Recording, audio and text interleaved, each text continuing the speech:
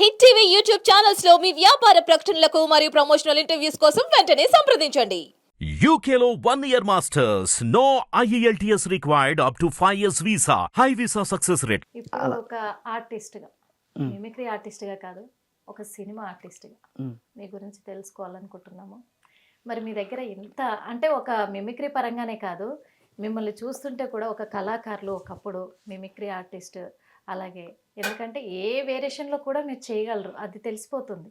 మీరు ఇది చేయలేరు అనేది లేదు. లేదు అంతే. అలాంటప్పుడు మీరు ఎన్ని సినిమాలు అంటే చేశారా? సినిమాలు చేశాను, అదే చెప్పాను కదా. మరి సినిమాలు చేశాను అంటున్నారు, ఇప్పటి వరకు ఎందుకు తెలియట్లేదు జనాలకి? మంచి సినిమాలు పడాలి కదా ఇప్పుడు చేసినాయి అంటే ఇంకా జనానికి అంతగా తెలియలా. రెండోది డైరెక్టర్ సార్లు కూడా ఎందుకో చూడట్లేదు అంతే.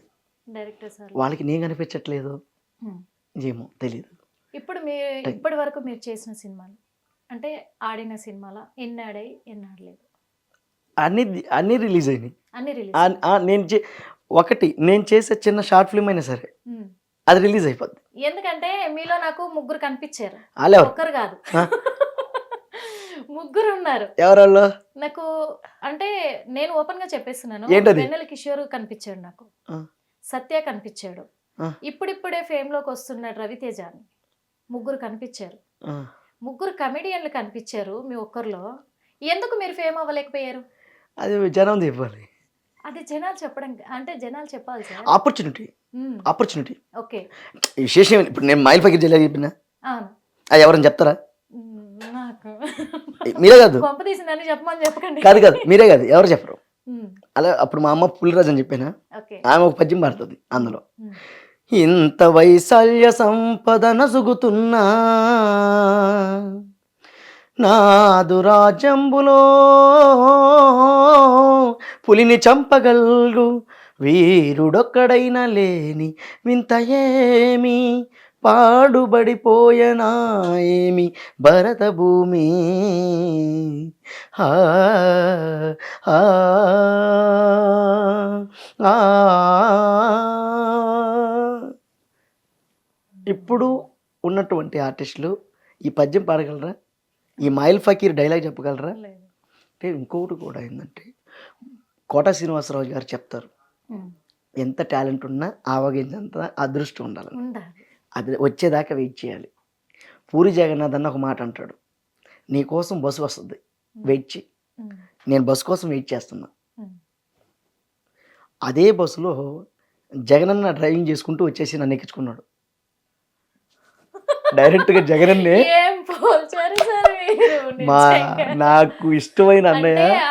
అంటే మీ లైఫ్ ఇప్పుడు జగనన్నతో టర్న్ అయిపోయింది. నేను మా ఇంటికి రండి ఎప్పుడైనా, నా రూమ్ పక్కనే ఎప్పుడైనా రండి, శివుడు పక్కనే జగనన్న ఫోటో ఉంటుంది. నేను శివభక్తుడిని, మీకు దండం పెట్టచ్చు. శివుడి పక్కన జగనన్న ఫోటోని పెట్టుకొని, ఎందుకంటే నాకు జీవితాన్ని నాకు ఈరోజు భూమి మీద ఉన్నానంటే మా అమ్మ నాన్న. కళని పొట్టని చేత్తో పట్టుకొని హైదరాబాద్ మహానగరానికి వచ్చాక చాలా కష్టపడ్డాం, చాలా ఇబ్బందులు పడ్డాం. సినిమాలు చేసాం, సినిమాలకి ఎత్తుక్కుంటూ వెళ్ళాం, ఇచ్చిన అవకాశాలని సద్వినియోగం చేసుకున్నాం.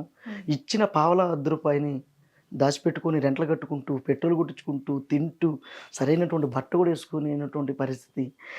నేను ఒక్కోసారి అనుకునేవాడిని, అరే అమ్మాయి ఈ కోట్ల మంది జనంలో ఈ కళారంగంలో మనం ఎంత ఇన్ని లక్షల మందిలో మనం ఎలా తెలియాలి అని డౌటు, భయపడేవాడిని. సినిమా ఇండస్ట్రీ ఎలాంటిదంటే ఒక్క ఎగ్జాంపుల్ చెప్తా. పసిఫిక్ మహాసముద్రంలో గుండు సూదేసేది ఎతికినట్టు, అది దొరకదు, ఏడా అవకాశం దొరకదు. ఒకటే ఎగ్జాంపుల్ అది, అది దొరకదు, ఇది దొరకదు. అలాంటి పరిస్థితి. ఏం చేయాలో అర్థం కాదు. మా అమ్మకి చెప్తేమో నువ్వు రావద్దు, ఆడనే ఉన్నట్టుంది. మా నాన్న లేట్ చనిపోయాడు, మా అన్నయ్య ఉన్నారు, ఆయన కూడా చనిపోయాడు, హార్ట్ పేషెంట్ అనమాట. అది కూడా ఒక ఉంది. 1997లో బాబు గారు సీఎంగా ఉన్నప్పుడు మా అన్నగారికి హార్ట్ సర్జరీ చేయించారు ఇక్కడ సిమ్స్ ఆసుపత్రి తిరుపతి. సో అది హ్యాపీ. సో అట్లా వాళ్ళిద్దరు చనిపోయిన తర్వాత మా అమ్మగారు నన్ను చదివించడం, కళారూపాలు నేర్పించడం. ఇండస్ట్రీకి వచ్చాక నేను వచ్చేస్తానమ్మా ఇక్కడ ఉండలేనంటే సంపుతా ఆనే ఉండు రాకు అని మా అమ్మ. అలాంటి కష్టాలు పడుతున్న టైంలో 2023 తినడానికి కూడా అన్నం లేదు. ఆ రోజు నైట్ అర్ధరాత్రి అట్లాగే పనుకున్నా. డబ్బులు లేవు, ఏం చేయాలో తెలియదు, ఎవరిని అడగలేము. తర్వాత జగనన్న వీడియోస్ చేయమని చెప్పి ఆఫర్ వచ్చింది. ఫస్ట్ నేను చాలా బాధపడ్డా. అరే మనం అభిమానం అనుకుంటున్నాం కదా, బాబు గారు అభిమానమే, ఇటు జగనన్న అభిమానమే, ఇద్దరు మనవాళ్ళు, చేస్తే ఏమవుతుందో ఏంటో అంటే మా అమ్మ అన్నది అభిమానం కదా, కానీ వృత్తి అది కాదు, వృత్తి వచ్చినప్పుడు చేయాల్సి ఉంది సునీల్, అది తప్పు కాదనింది మా అమ్మగారు. నీకు అభిమానం ఉంది, నీ వృత్తి ఏంటి? కళారూపాలు చేసుకుని బతకడం. ఆ సొల్యూషన్ ఇచ్చింది ఇక్కడ. మా అమ్మ ఇచ్చింది. వృత్తి ఇది చేయాలి, ఇది చేసుకుంటూ నువ్వు బతకాలి, ఇది తప్ప నీకు ఏది లేదు.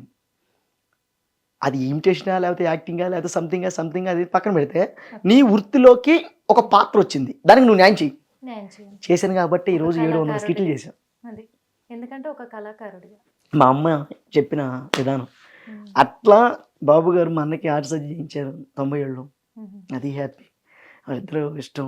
ఈరోజు అన్నని అలా దేవుళ్ళలాగా పూజిస్తాం.